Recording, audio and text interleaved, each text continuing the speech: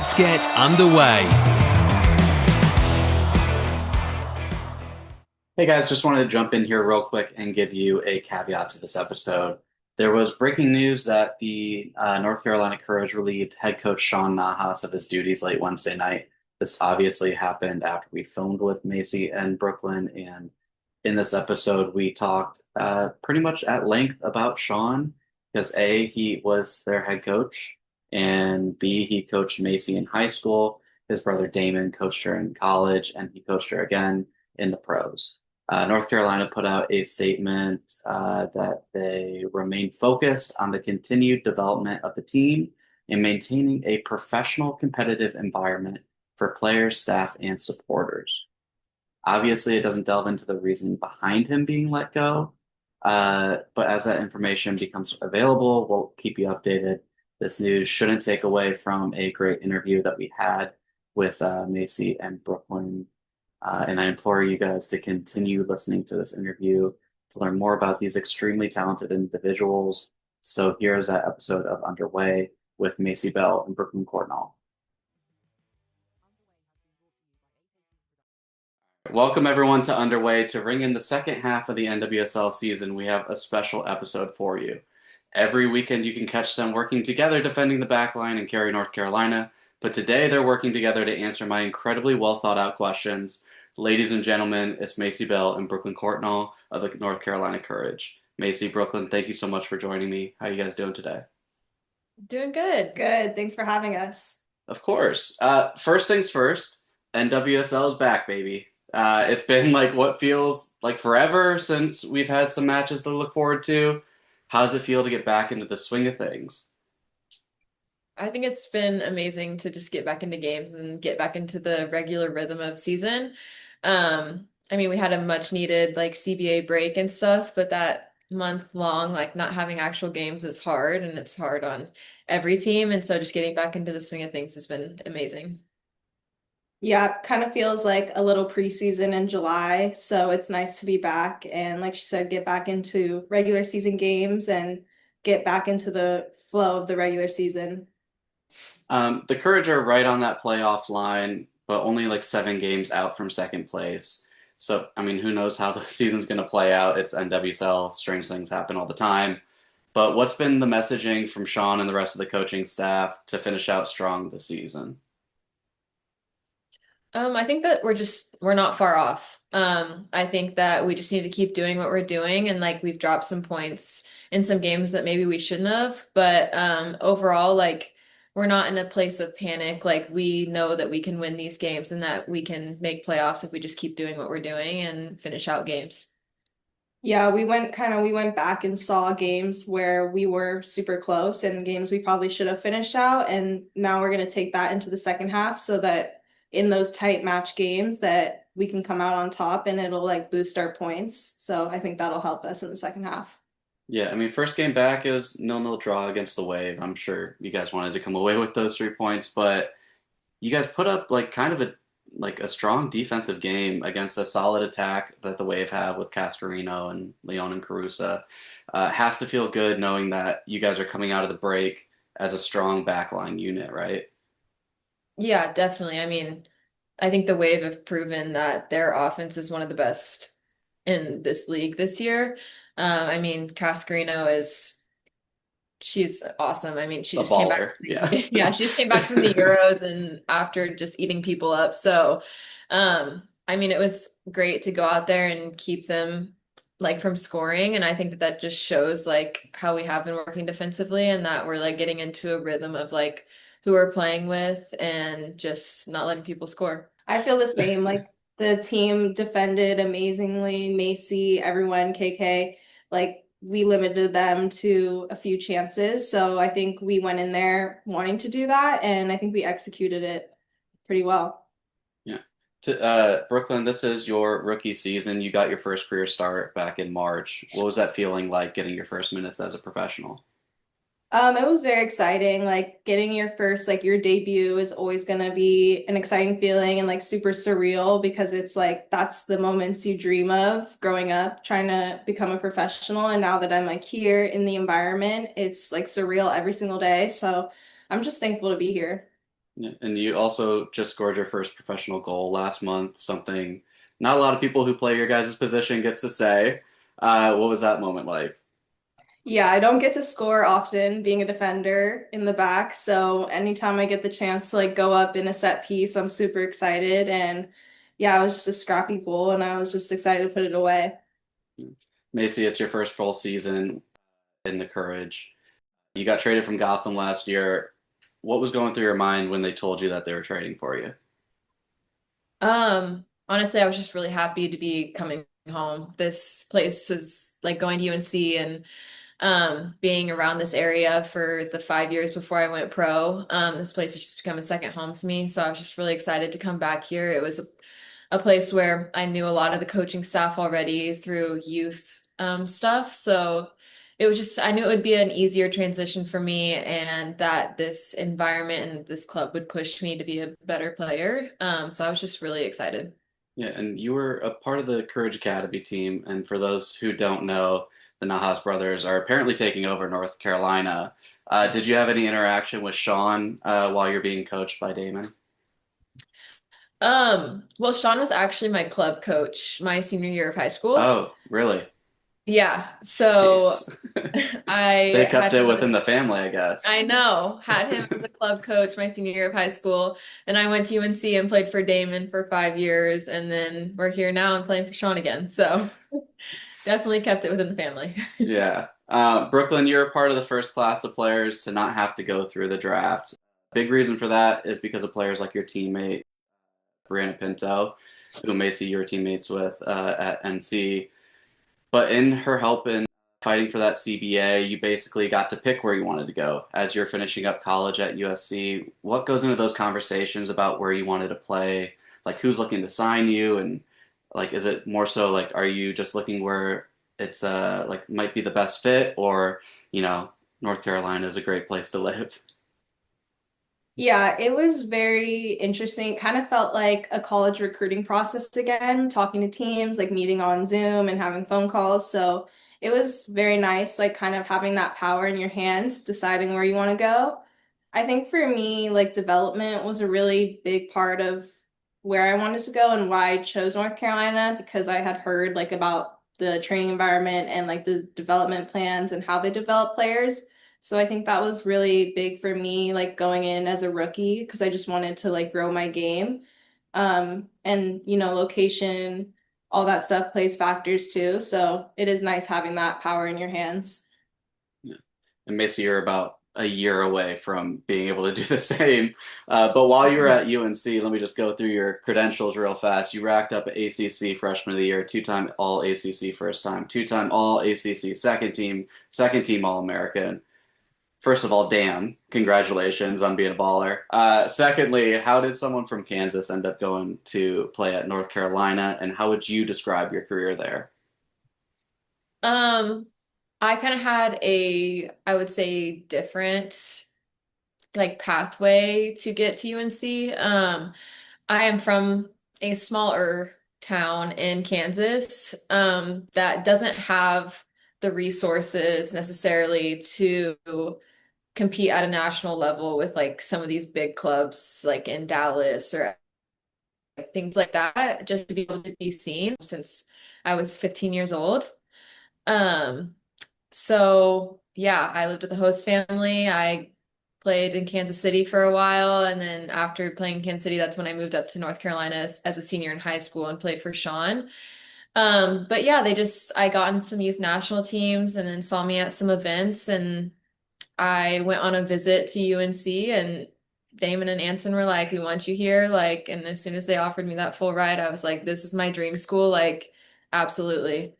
So yeah, I just accepted that and then got to UNC, and it was kind of a bumpy path for me at UNC. I had a lot of injuries, to be honest. I had 4 surgeries while I was there. So just to overcome those and then be in the position that I am today, like I just am super thankful. Yeah. And Brooklyn, you also had quite the collegiate career in UNC. You won Big Ten championship, which I might be aging myself here, but it's wild that USC is in the Big Ten. I Uh, know. you were also first team All-American, Mac Herman's semifinalist. Now, you were raised in SoCal, so you're probably able to see up close that you wanted to be a Trojan. How did that all come about, that that's the place that you wanted to go to college? Yeah, so I knew I always wanted to stay in California for college. My sister played soccer and ran track at UCLA, so we kind of grew up as a Bruin household. But ever since I was in middle school, I loved USC, and that's where I wanted to go, even though my sister was like disgusted by it. Yeah. But yeah, I think she was a big influence on me wanting to stay in the one of the LA schools, and obviously growing up in the area, they're around like the showcases, and they kind of get to see you up close throughout the years. So Kadani McAlpine was there originally, and he recruited me, and yeah. I got to go there. That was my dream school for a long time. And yeah, I was very excited. Cal State LA wasn't in your purview? No, it was probably between USC, UCLA, but Yeah. Cal State LA is cool too. Yeah, that's where I went to college. Really? Yeah, I remember I grew up in Ohio. I wanted to move out to LA, and I literally just Googled Los Angeles universities. USC, I was like, don't have the grades to get in there. UCLA, don't have the grades to get into there. Never heard of Cal State LA. I guess I'm going there. You both were able to represent your countries on the national stage, Maycee, the U.S., and yourself won the 2020 CONCACAF U20 championship. What was that experience like, going down south and putting on that kit for your national team? I mean, it's always an honor to put on that jersey and represent this nation. I mean, it was awesome to finally be able to play in like a actual tournament and like play for something because I mean, I had been on the national team since U15, U16, so like we had all these camps but hadn't actually been able to like represent the nation at an actual tournament. So it was awesome to do that. It was really unfortunate with COVID because then we didn't ever get to go to the World Cup, which is defeating. But I mean, it's always an honor to put on that jersey. Yeah, and Brooklyn, you also represented Canada in the U20 CONCACAF championship and the World Cup. How was that experience for you? Yeah, like she said, it's always nice. I'm a dual citizen, so I grew up in Canada for a few years, and my whole dad's side is Canadian. So getting to represent that side and going on to the World Cup was amazing, and getting to like show my Canadian family all the pictures and everything, like they were so proud. And it is always nice to represent your country and play on that international stage and showcase what you can do on the international level. And yeah, I was very thankful for that experience. Yeah, I know a lot of dual nats talk about how stressful they find that decision. Was that the same on your end? Was it, or was it kind of just like a no-brainer? It is a stressful decision, especially when you're younger, but I think for me, my sister again played for the Canadian team and my dad did as well. So I kind of just followed in their footsteps, and I guess I copied my sister on all the things. All right. Well, we'll wrap up your time here with a rapid Q&A each episode. I title this portion something unique to the interviewee. Since there's two defenders here, we'll call this one the back line.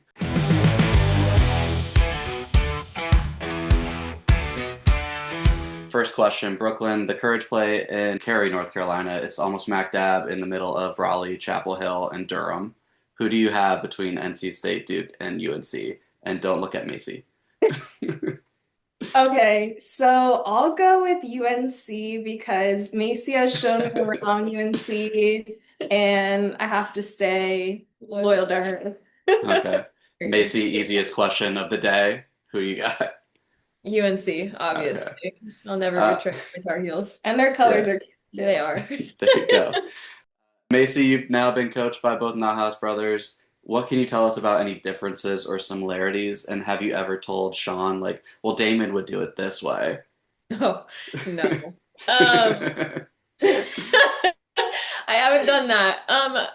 They're similar in the way that just their soccer brains, like they technically, tactically are just, I think, superior to any coach that I've had. Um, Personality is just a little different. I think Damon's a little more outgoing than Sean. But yeah, I mean, they're pretty similar. Brooklyn, your older sister, like you mentioned, went to UCLA. So did her husband. You ended up at USC. How sore of a subject is that?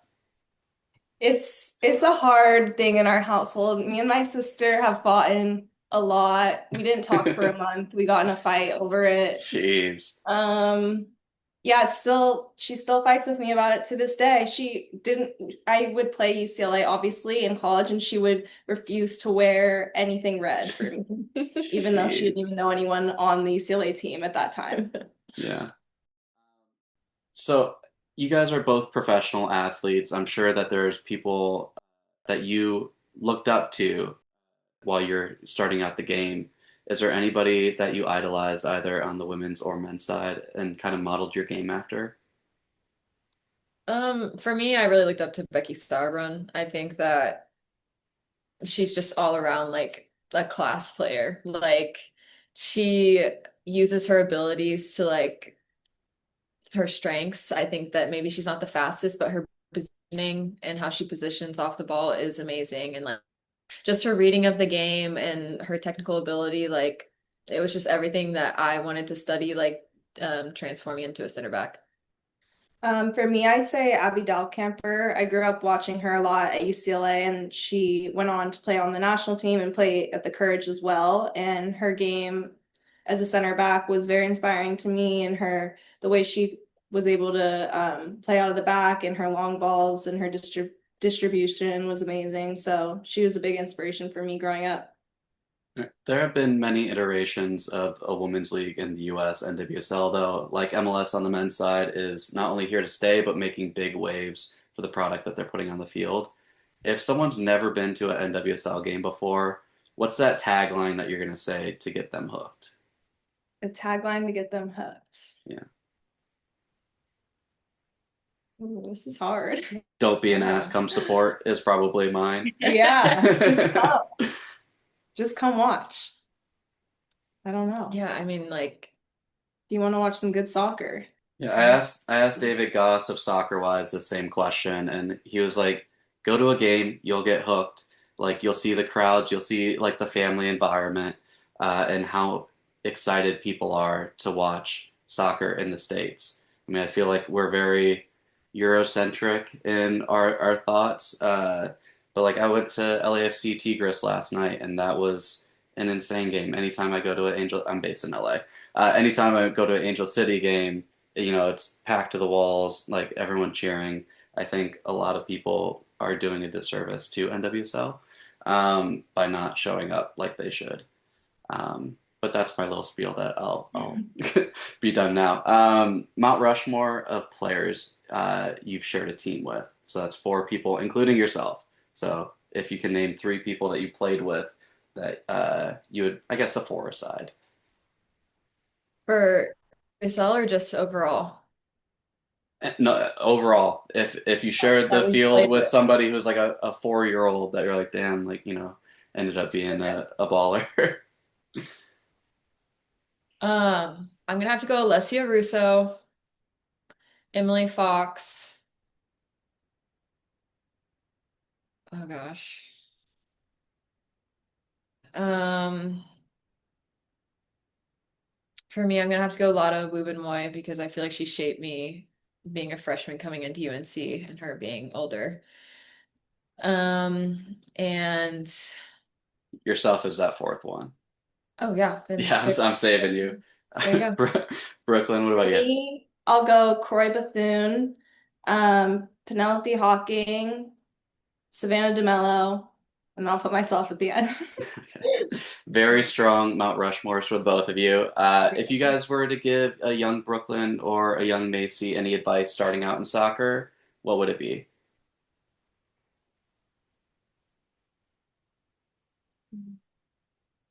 I would say enjoy the game and also be coachable because I think that can take you super far.